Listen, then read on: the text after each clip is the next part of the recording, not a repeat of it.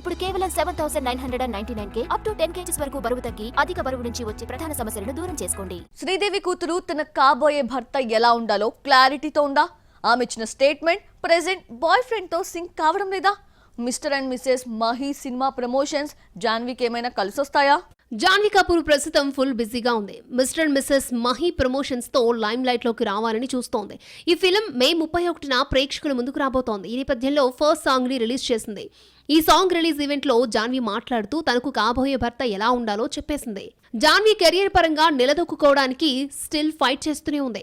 ఈ ప్రాసెస్ లో అమ్మడు పర్సనల్ లైఫ్ పరంగా న్యూస్ మేకర్ గా నిలుస్తూ హల్చల్ చేస్తూ వస్తుంది తప్ప నటిగా మాత్రం ఇప్పటికీ గుర్తింపుకు నోచుకోలేకపోయింది.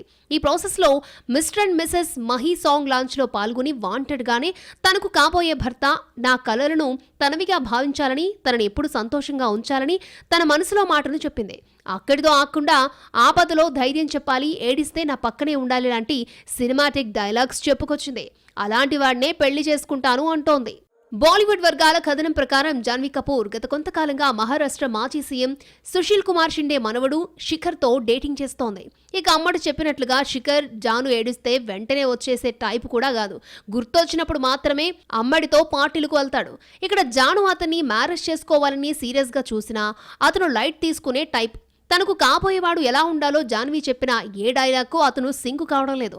ఇదంతా ప్రమోషన్ పార్ట్ అని ప్రత్యేకించి చెప్పనక్కర్లేదు.